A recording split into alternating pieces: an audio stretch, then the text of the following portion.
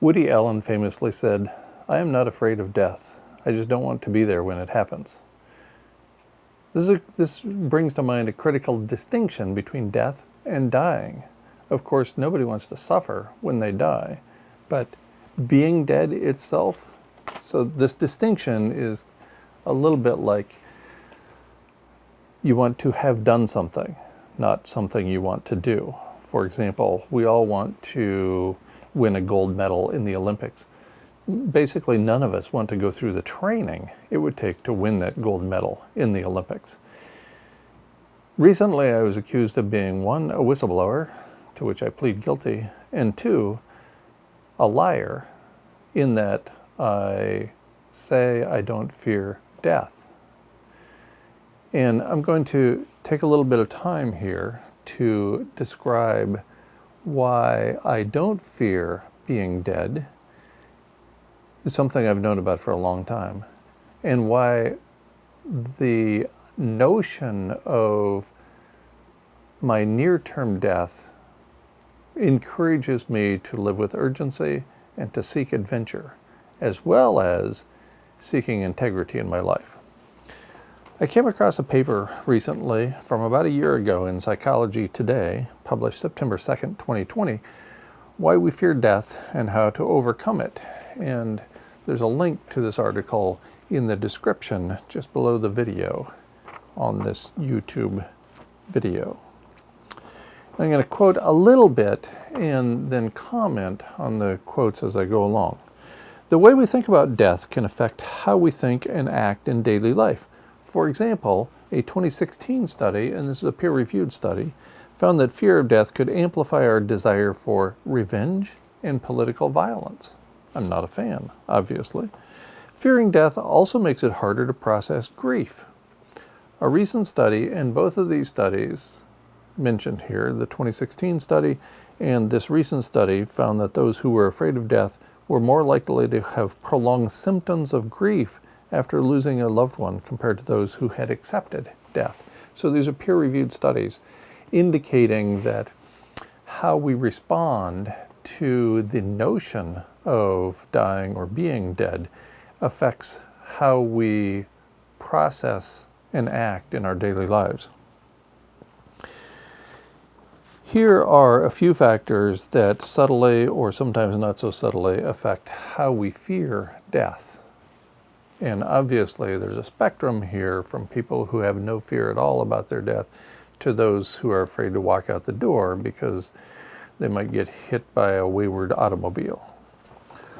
Older people tend to fear death less, and this makes a lot of sense because they've had an opportunity to go through an extended period of living, and if they're like me, they're starting to suffer more on a day-to-day basis with respect to their bodies breaking down.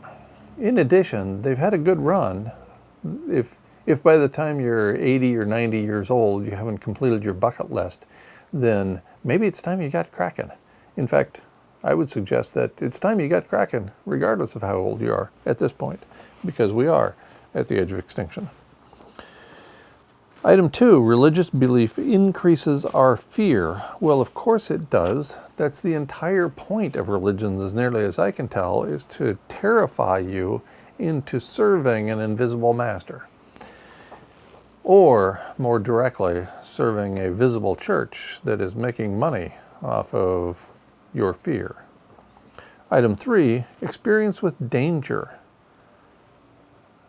That can actually make you fear death less, although it's a little complicated, and they point to a study that indicates that that's not necessarily always the case. But this is a point in favor, in my mind at least, of encouraging adventure and pursuing adventure in your own life. Because, as Homer wrote some 2,800 years ago in the Iliad, any moment may be our last. That certainly applies today as much as it did 2,800 years ago. So, live with adventure in mind. Pursue that bucket list again. Physical health is item 4. People with better physical health tend to fear death less. Researchers have found that those with better physical health tend to feel like there is more meaning in life. And as a consequence, they point out the link between physical health and mental health, which makes a lot of sense. And finally, item 5, attachment style. Securely attached people to other individuals in their lives tend to be confiding, dependable, and supportive partners. Insecurely attached people can be overly anxious and controlling, or distant and standoffish, or a mixture of all of the above. In short, people with secure attachment styles fear death less than people with insecure attachment styles. And maybe that makes sense too, and perhaps that's what has contributed, to, at least in part, to my relative lack of fear about death, is that I have had supportive partners who are honest with me. And when that has not been the case, that leads to breakdown, leads me to have reduced emotional health, and therefore not be nearly so concerned about whether I live or not. All right, what can we do? If you have a fear of death, here are a list of 4 items that this article in Psychology Today points out that we can do. 1, something I've been doing for essentially my entire adult life, help the next generation. Helping others helps you. It improves your mental health. 2, don't avoid the topic. And I suspect that almost everybody in this culture avoids the topic. It certainly was discouraged from conversation by members of my family around the dinner table, for example. 3, and this is the only one of the 4 that I have not done. Item 3 is have a simulated out-of-body or near-death experience.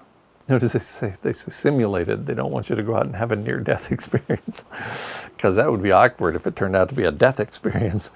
Somebody might get sued for that. Anyway, so in the case of these out-of-body experiences, it gives you an idea that maybe death isn't so bad as you imagine. Item 4, cultivate your meaning in life. And I can imagine nothing more important to me, to my life, than in pursuing meaning and in figuring out who I am and why I am here in this particular universe, in this particular galaxy, on this particular planet. I'm here to teach. I'm here to educate others. I'm here to help people learn. That's why I'm here. And along the way, that sense of meaning that I have found has contributed greatly to my own mental health. Mark Twain said, quote, "The fear of death follows from the fear of life. A man who lives fully is prepared to die at any time," end quote. I first read this from Edward Abbey when I was about 20 years old. And I continued reading Edward Abbey and his writing, which some people would consider to be fatalistic, but which I think leads to finding and adhering to my meaning in life. Perhaps that's why I have a relatively healthy regard for living and also for dying, because I've been thinking about it since I was 20, and that's been 41 years now. That's a long time to think about what I'm going to do in the short remaining time in this one life I have. Again, no blame, no shame. At the edge of extinction, only love remains, and that leaves no room for fear.